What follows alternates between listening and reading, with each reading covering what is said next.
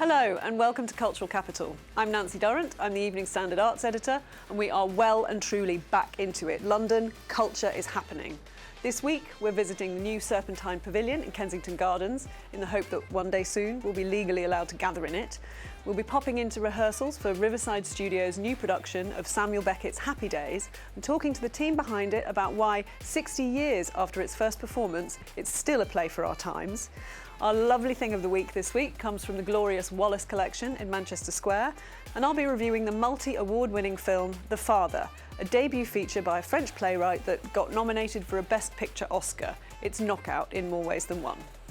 Now, after the last 18 months of traipsing around the same municipal flower beds, you might well have vowed never to set foot in any bloody park ever again, with or without a tin of gin. However, this might change your mind. Inevitably postponed last year, the new Serpentine Pavilion, designed by the Johannesburg architecture practice Counterspace, opened this week, and it's a grand thing of beauty. Take a look.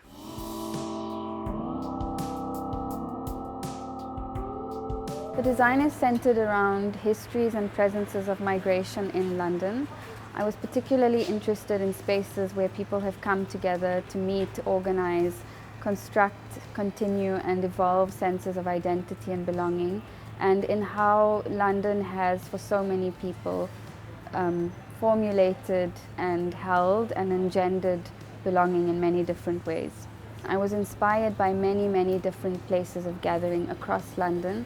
For example, the Theatre for Black Women, by the headquarters of the West Indian Gazette, by spaces that were the first to play black music in London, spaces of worship, some of the first mosques in London, the Vietnamese Community Centre, markets, hair salons, many different spaces that have been important to the ways that people come together and construct belonging. I think, of course, there is a sense of responsibility in being a young voice that's standing in the legacy of such a wealth of knowledge and so many people who I admire so greatly. But I think that there's also a sense of hope in that the Serpentine has chosen me and my practice and someone like me for this commission, and what that can come to mean and represent for the voices alongside and behind me. I hope that people will visit all of the fragments of the pavilion and really engage with the partner institutions who have been so integral to realizing this pavilion and bringing it into being.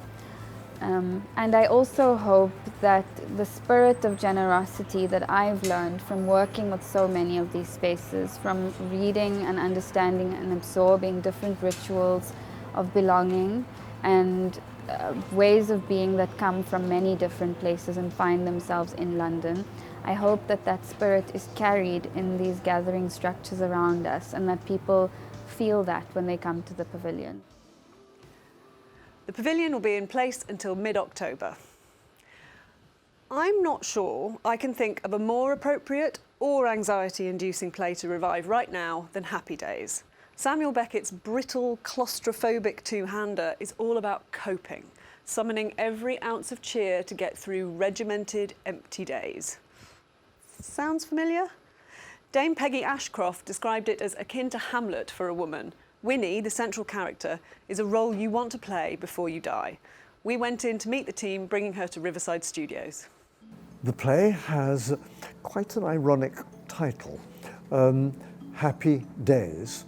You know, we all, in conversations, so frequently sigh and say, happy days. And so we are evoking happy memories, we're delving back into the past, and the leading character in this play is doing that in a kind of extraordinary soliloquy. Lisa Douane is the central actress in Happy Days. She is a Beckett expert in every sense, and it's very thrilling to be in rehearsal with somebody who knows a fantastic amount of detail to do with the text and how it relates to other texts and so on. It's wonderful. Happy Days is probably Beckett's only light-hearted comedy, I would say. I adore this play. It was written in the 60s, but it was never more pertinent as it is now. It's a study on humanity and how someone gets through the day in confinement. And I think that's something all of us can relate to coming out of what we've just lived through and continue to live through, actually. I feel desperately proud that we are one of the few productions in the world to open again to a live audience. You know, we are, and it's what Beckett also celebrates, we're defiant, aren't we, in the face of adversity. I think creatives in theatre and our need to be with one another and gather with one another and see one another. And theatre is about seeing one another, is looking into humanity. So I think it's very important. Well, it's just great to be back doing a play again, you know.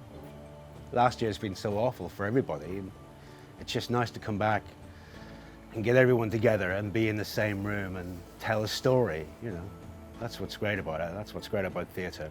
Trevor, well, he's just, he's a legend, really, in the theatre. I mean, he's directed everything. 50 years plus, I think, you know. He's a mind of information, a bottomless pit of information, and has some of the best, you know, backstage stories you've ever heard. Just as in Shakespeare's day, people always went to hear a play. They never said, let's go and see a play. It's very important that audiences coming to this play at Riverside Studios should come with a sense that they're coming to hear it every bit as much as they're coming to see it. Happy Days is at the Riverside Studios until the 25th of July. But now, it's the thing of the week.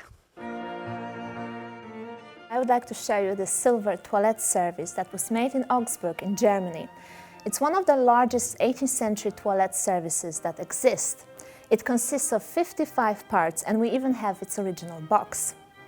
You can see here typical items used during the toilet. So you have a mirror, you have various boxes for cosmetics, but it also contains a breakfast set and an inkstand. And this is because the morning ceremony of preparing for a day could take hours, so you could get hungry. You could also write a letter while having your hair done, and then once you finish your letter, you could call a servant. And in fact, we have a bell in the shape of a pear that's a part of the inkstand. Only the wealthiest aristocrats could afford such elaborate services. They were really seen as symbols of status, high position, and they were meant to be seen. Each part is marked, so we know that it was made by 9 different silversmiths in 9 different workshops. And you would never guess because it's so stylistically coherent and the quality is wonderful. In 2014, a new play by the French writer Florian Zeller took the West End by storm. The Father was an elegantly brutal portrait of an elderly man battling against dementia. Earlier this year, Anthony Hopkins took home the Best Actor Oscar for his incredible performance in Zeller's film version, the playwright's directorial debut.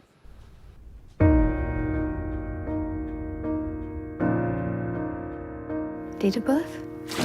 Friday, 31st of December, 1937. You're living with your daughter at the moment, is that right? Yes, in my flat. And my God, it was deserved. As Anthony, the character, Hopkins brings out every tiny nuance of his terror and fury at the devastation being wrought by age and infirmity, often within just a few moments.